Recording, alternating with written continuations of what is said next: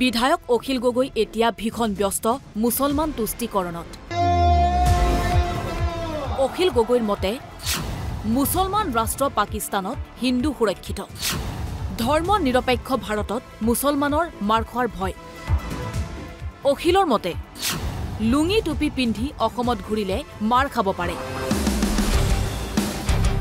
শোণিতপুৰ জিলাৰ ৰঙাপাৰাৰ সংখ্যালঘু এলেকাত সদস্য ভৰ্তি অভিযান চলাই আছে অখিল গগৈৰ ৰাইজৰ দলে আৰু সংখ্যালঘুৰ সমৰ্থন লাভ কৰি মুখ্যমন্ত্ৰীৰ বিৰুদ্ধে অধিক আক্ৰমণাত্মক হৈ পৰে অখিল গগৈ। মুছলমান মানুহে জয় আখম কৰিলে হিমন্তৰ মাথাটো গৰম হৈ যায়। মুছলমানৰ মুখত জয় আই অসম ধ্বনি শুনিব নিবিচাৰে হিমন্ত বিশ্ব শৰ্মাই। গতিকে আৰু জোৰকৈ চিঞৰক। মুছলমান মানুহে জয় আখম কৰিলে হিমন্তৰ মাথাটো গৰম হৈ যায়। বুজিছে নাই? আৰু জোৰকে জয় যিমানটোৱে চিঞৰিব লাগে ইমানটোৱে চিঞৰ নাই। এইটোৱে হিমন্তৰ কাণত ধৰি যাবগে।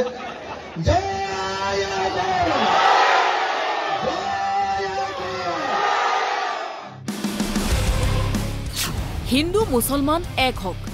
হিন্দু মুছলমান যদি এক হয় তেন্তে চাচা মামাক ব্ৰহ্মপুত্ৰত দলিয়াই দিয়াৰ হুংকাৰ বিধায়ক অখিল গগৈ।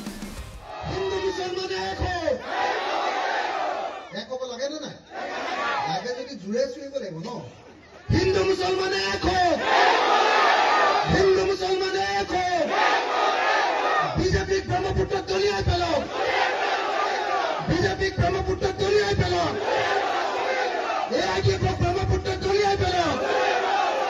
চাচা মামা গো বেক, চাচা মামা গো বেক, চাচা মামাক ব্ৰহ্মপুত্ৰলৈ দলিয়াই দিয়ক।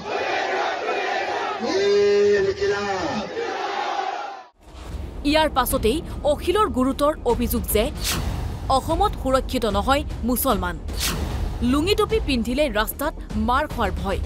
টুপি পিন্ধিছে, যদি তেওঁৰ মুখত দাড়ি আছে আৰু যদি তেওঁ এখন লুঙি পিন্ধিছে তেতিয়াহ'লে ইয়াৰ পৰা বালিপাৰালৈ যাবলৈ, বালিপাৰাৰ পৰা তেজপুৰলৈ যাবলৈ বা ইয়াৰ পৰা গুৱাহাটীলৈ যাবলৈ ভয় কৰে।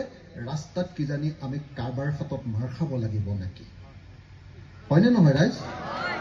হয়নে নহয়? কোনো পধ্যে কোনো চৰকাৰে এনেকুৱা পৰিস্থিতিৰ সৃষ্টি কৰিব নোৱাৰে। যদি কৰে তেওঁ সংবিধানৰ বিৰুদ্ধে গৈছে, তেওঁ দেশৰ সংবিধানক মানি লোৱা নাই, অথচ তেওঁ মুখ্যমন্ত্ৰী হিচাপে সংবিধান মতে দেশ চলাম বুলি শপত লৈছিলে।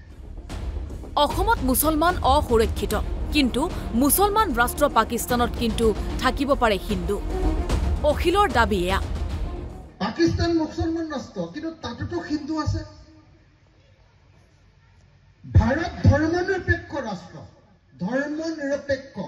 ভাৰতৰ সংবিধানে ঘোষণা কৰিছে যে ইয়াত হিন্দু, মুছলমান, খ্ৰীষ্টিয়ান, জৈন, বৌদ্ধ, শিখ, ইছাই যিমান ধৰ্মৰ মানুহ আছে সকলো ধৰ্মৰ মানুহৰ প্ৰতি সমান সন্মান আৰু সমান ব্যৱহাৰ আৰু সমান আদৰ কৰা হ'ব।